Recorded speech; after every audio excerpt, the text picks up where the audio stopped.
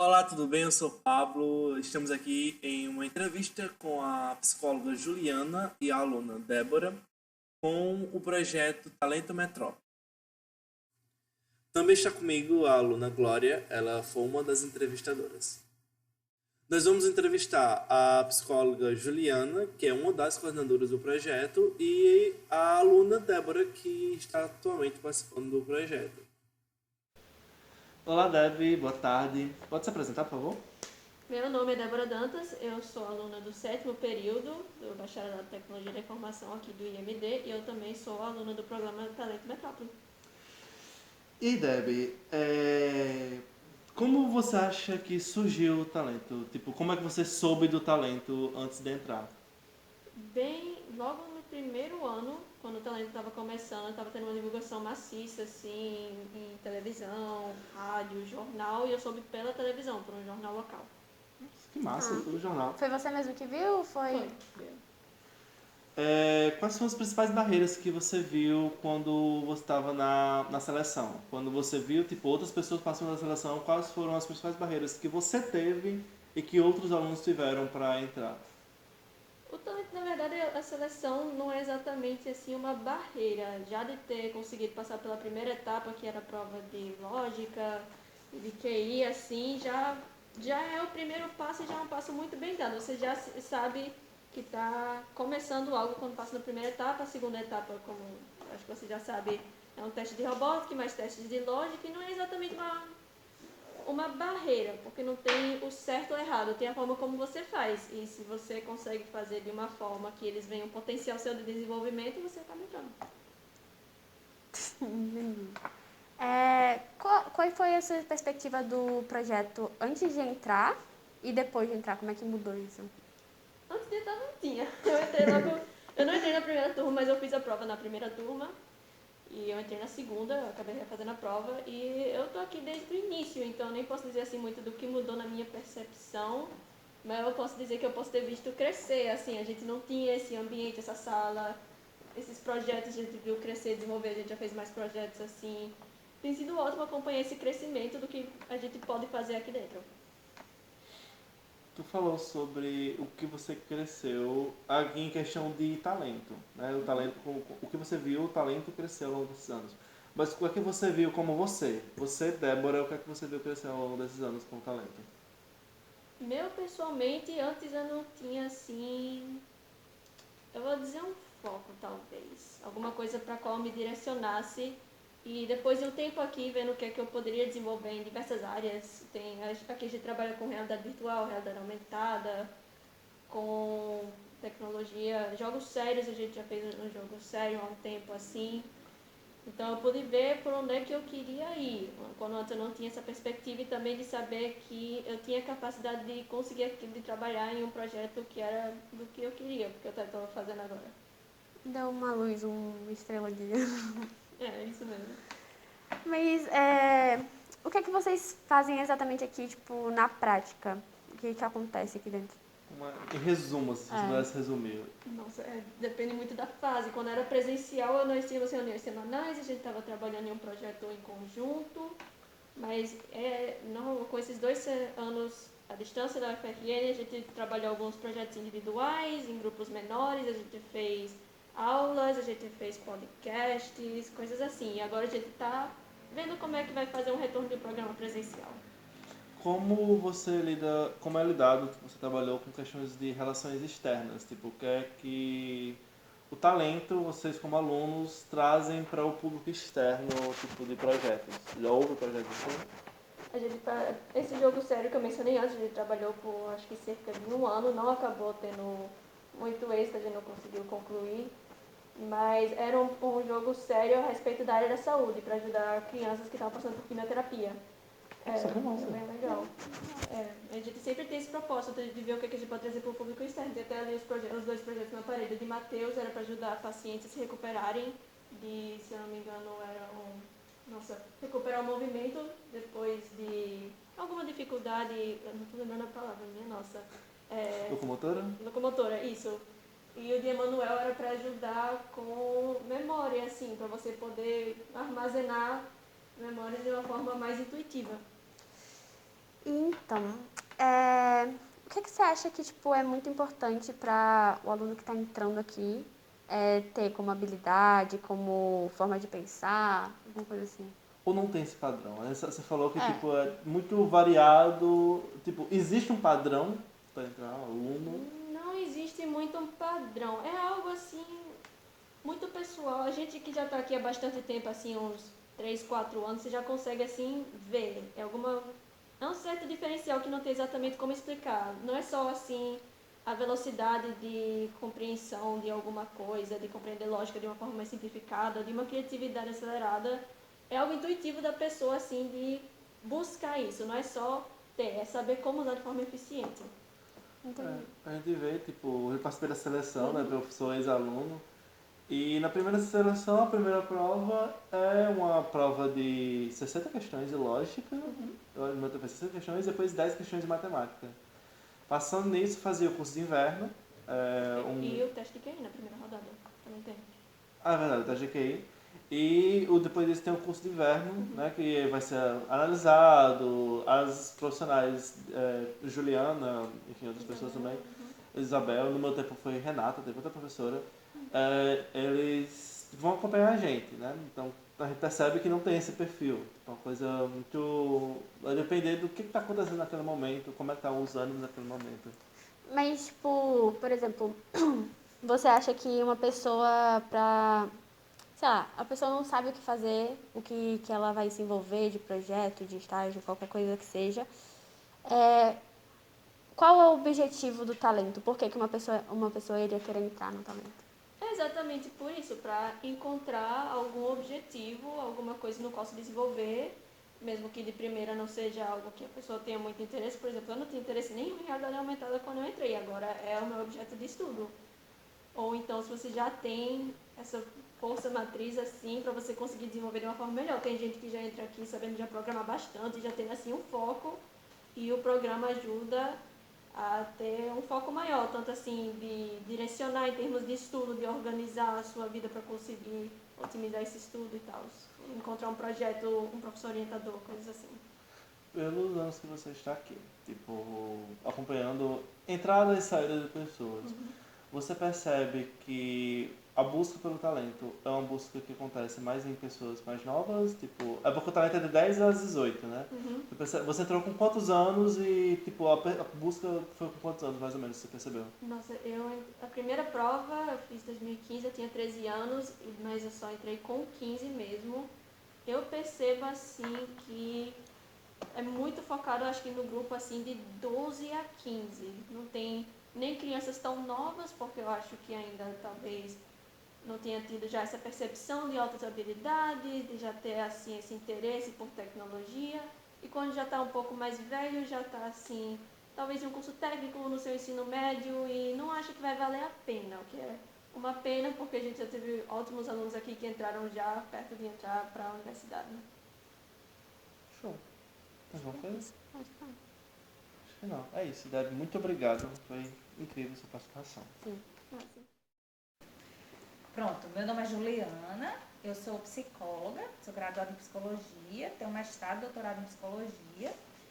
E tenho algumas formações também em especialização, tanto em tecnologias educacionais como em neuropsicologia. Atuo aqui no IMD desde 2014, mas só em 2015 que a gente implementa o programa Talento Metrópole. Para vocês que não sabem, eu vou contar uma historinha, uma breve historinha, porque assim, o IMD inicialmente ele foi pensado para jovens com superdotação, todo o IMD. Mas claro que não é essa estrutura hoje, logo no início, dos primórdios, lá em 2010, 2009, 2010. Então, o objetivo era desenvolver um projeto para identificar jovens com altas habilidades de superdotação para desenvolver a área de tecnologia, sendo que com o tempo, né, esse projeto ele não pôde ser implementado porque o IMD estava surgindo e não tinha essa infraestrutura, então pensou, e também precisava de recursos, né, então assim, pensou-se em inicialmente começar com um curso técnico, que a gente tem até hoje, né, então o projeto nessa estrutura, né, de voltar para altas habilidades, ela foi, digamos assim, modificado para o curso técnico. Aí o IMD começou com o curso técnico, que na época era Projeto Metrópole Digital, um projeto que começou em 2010, eu acho. Foi 2010, a primeira turma. Aí que não era nem um curso técnico, era um curso de formação de programadores. Apenas em 2011 foi que se tornou um curso técnico. Aí pronto, aí foi construindo essa base, né? Vieram vários recursos, vieram professores e tudo. Aí, em 2013 foi fundado o BTI. Aí, isso eu já trabalhava aqui desde 2010 como estudante. Em 2010 eu fazia graduação. Quando foi em 2014, aí eu comecei a trabalhar com o IMD. E em 2015 a gente implementou o programa, porque já tinha uma infraestrutura, né? Já tinha um curso técnico já rolando aí há vários anos e assim, sucesso, tanto aqui em Natal como em outros municípios, né? Que a gente executa ele. Já tinha bacharelado, foi em 2013, já tinha professores, já tinha pesquisadores, então assim, tinha uma estrutura importante para que a gente pudesse implementar o projeto, né, inicial. Aí em 2015 é que a gente implementa o programa Talento Metrópole. Eu começo a trabalhar no programa em 2015. Então, inicialmente, a gente ia perguntar como surgiu o IMD, tipo, É. o talento surgiu do IMD. Do IMD, junto o com o IMD IMD. foi criado Foi. com propósito no talento. Foi, Depois que que o antes não IMD era foi- IMD, né? Não era um instituto, era um projeto, era Projeto Metrópole Digital. Não, mentira. No início era um programa para identificação de talentos, em TI. Aí depois mudou para Projeto Metrópole Digital, depois para Instituto Metrópole Digital, que aí se tornou, né, uma unidade acadêmica suplementar. Interessante, legal. Oi? A gente perguntou para a Deb e a gente vai perguntar agora para vocês, para a senhora. Qual é a principal barreira que tu percebes com os alunos? Tipo, os alunos quando estão entrando ou entram, qual é a principal barreira que pode ter alguma dificuldade ou possa vir, tipo, O que pode fazer eles desistirem? ou tipo, Sim. uma barreira que eles possam vir enfrentar dentro do projeto? Pronto, a principal barreira que eu venho encontrando atualmente é assim, a gente precisa de mais professores mentores, que a gente chama de tutores, certo? Porque no início a ideia era que cada aluno ele tivesse um tutor, certo? Para que pudesse, e esse tutor, ele não é só um orientador. Ele não vai orientar só o que ele deve estudar, mas sim todo o seu processo de desenvolvimento do talento e também de carreira. Então ia dar essas diretrizes também. Entretanto, a gente sabe que aqui na UFRN, os professores eles têm várias demandas, né, e várias urgências, e isso acaba se sobrepondo às atividades do talento, né, que atualmente é completamente voluntário. O professor ele se dispõe, né, a ofertar uma atividade ou a oferecer tutoria para um aluno, mas é totalmente voluntário. Ele não tem horas, ele não conta na carga horária dele, não tem incentivo de bolsa. Então, assim, hoje a maior dificuldade é essa, assim, a gente encontrar tutores para estar acompanhando os alunos individualmente ou em pequenos grupos. Entretanto, a gente consegue vários professores para poder oferecer minicursos ou oferecer palestras, seminários. E caso o aluno ele traga uma ideia de um projeto, a gente consegue fazer essa ponte com o professor, entendeu? Para desenvolver esse projeto. Mas hoje a principal dificuldade é essa. A gente ter tutores suficientes assim, para acompanhar todo mundo. Como é o processo seletivo? Não existe processo seletivo, né? Mas como é o processo de entrada dentro do talento? Pronto. De identificação, né? De do talento. identificação, isso. É assim. A gente divide o processo em 3 etapas, certo? Esse ano a gente teve a primeira etapa, que era... A gente dividia ele em 2 etapas, mas esse ano foi em 3. Não, na verdade era em 3. Em 4 agora. Era em 3 etapas, hoje é em 4. A primeira etapa a gente faz visitas nas escolas, né? Contacta as escolas, ou a gente visita presencialmente, ou telefona, entra em contato, enfim. A gente faz esse contato com a escola, ou faz visita, para dizer que, né, qual é o processo, do nosso processo, e fala também qual é o nosso público-alvo. Essa é a primeira etapa do processo de identificação, porque assim, o professor ele não vai indicar todos os alunos, ele vai indicar aqueles que ele acha que tem superlotação. Então já é uma primeira, digamos assim, um primeiro direcionamento, né, que as escolas fazem. Aí no segundo momento, esse ano, a gente inseriu um formulário que uma empresa chegou, né, oferecendo para a gente, voluntariamente, para a gente testar uma ferramenta deles, que eles já vêm trabalhando nela e a gente incorporou no nosso processo, que é para com o objetivo de rastrear comportamentos de altas habilidades, né, de superdotação. Quando eu falo altas habilidades de superdotação, são sinônimos, tá certo? Aqui no Brasil a gente entende como sinônimos. Então, a partir daí, a gente faz esse rastreio de comportamentos, eles mesmos respondem, né, o formulário, ou para o pai ou o professor, e depois a gente vai para a terceira etapa. A terceira etapa, a gente avalia, a gente faz 2 testes psicológicos para avaliação da inteligência e da criatividade. São testes individuais, né, então cada um responde o seu. E na terceira etapa, e aí na quarta etapa, a gente oferece curso de inglês. Esse ano ele foi planejado, né, e executado pelos próprios estudantes e colaboradores, aí, como o Pablo também trabalhou com a gente, onde a gente oferece oficinas, né, atividades de robótica, atividades de lógica, de pensamento computacional, para que a gente possa identificar o comportamento na prática, eles resolvendo problemas. Como é que eles resolvem problemas, se há engajamento, se há motivação.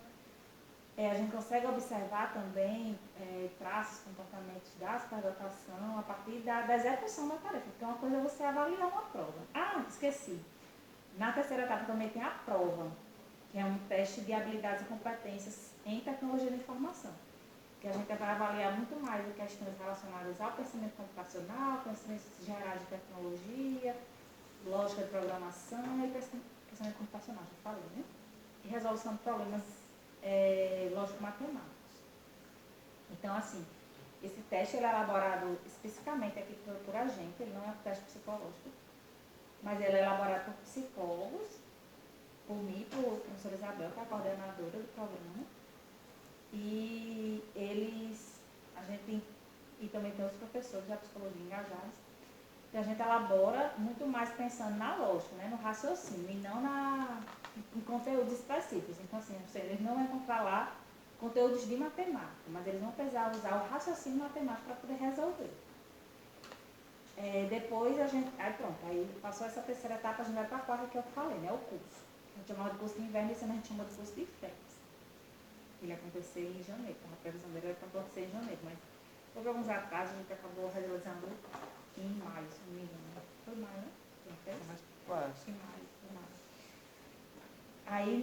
Aí é quando a gente vai ver na prática, né? A resolução de problemas na prática. Porque uma coisa é você responder uma prova, uma coisa é você estar na ação, na atividade respondendo. Então é mais informação, mais um dado para a gente. Aí depois a gente senta com todo mundo que participou desse processo, né? Tanto a gente da psicologia, os meninos da tecnologia, então a gente sempre faz todo esse levantamento, né?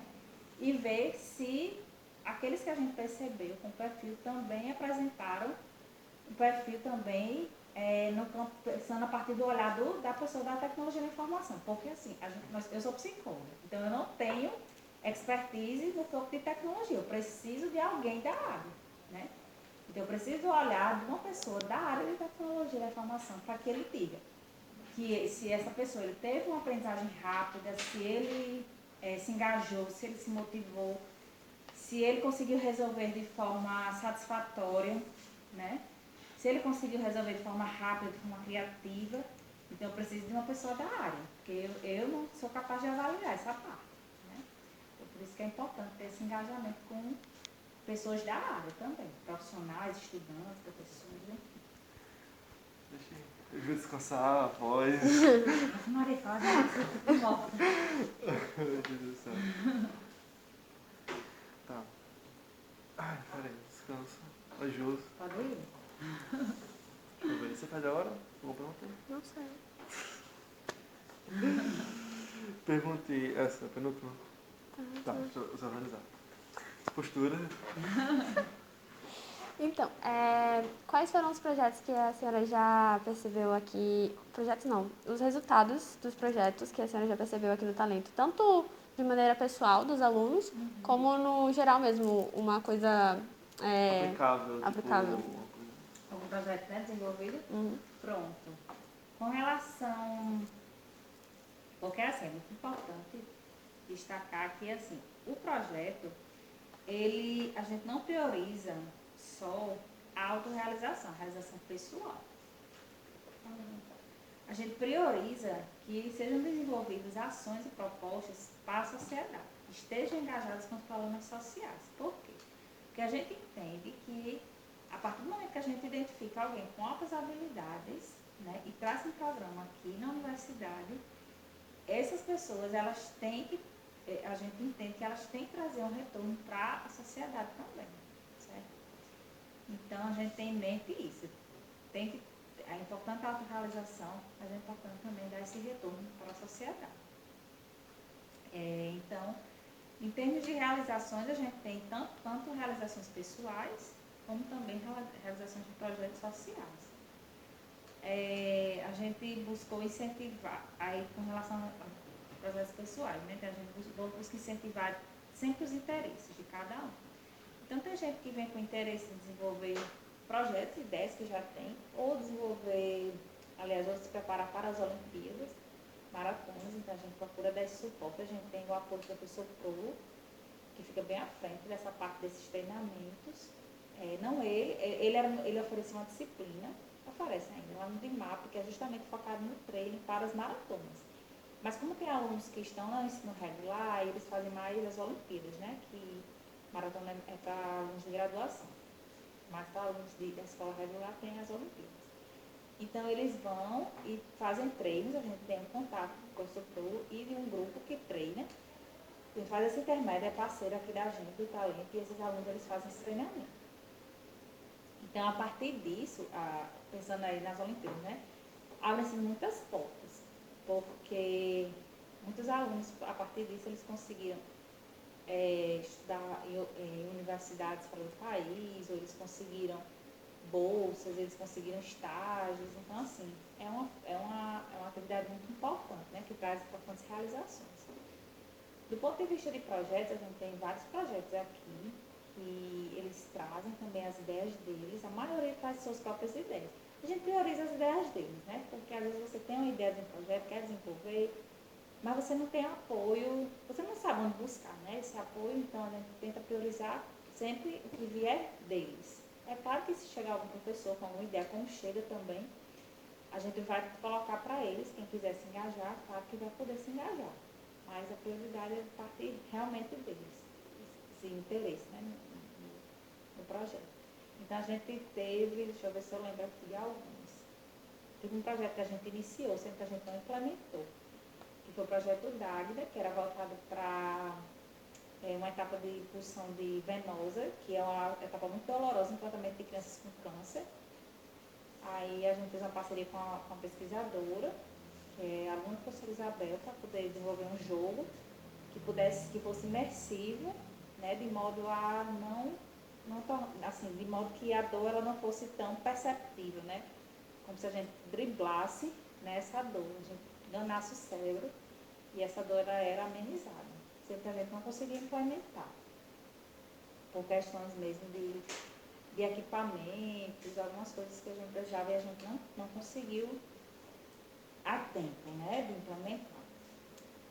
Outro projeto, acho que a Débora já falou do projeto dela, né, esse projeto do holograma, que ela também vem desenvolvendo, em parceria com o professor, sob a orientação do professor Alisson. Acho que ela já falou, né? Falou, tem esses projetos que estão apresentados aí também. Esses projetos, o último que foi implementado foi o da bateria, que é o de Matheus, que trabalhou muito com bateria. Esse projeto aí, especificamente, também foi com realidade virtual, era focado na fisioterapia, né, para facilitar o trabalho do fisioterapeuta. Não fica uma coisa tão monótona, você fazendo o mesmo movimento, então tornar isso mais imersivo, como dentro de um jogo, então isso seria menos monótono, né, para o paciente. Outros projetos, aí esse aqui ele conseguiu implementar. Aí era uma ideia também de um projeto de Emanuel, que era o passe da memória, que era uma estratégia de você ajudar a memorizar, né, informações. É uma técnica que ele já usava E ele tentou fazer disso um jogo também. Um jogo, não lembro o que foi. Acho que foi um jogo. Mas não foi implementado. Aí na pandemia a gente também incentivou que fossem desenvolvidos projetos voltados para a sociedade, né?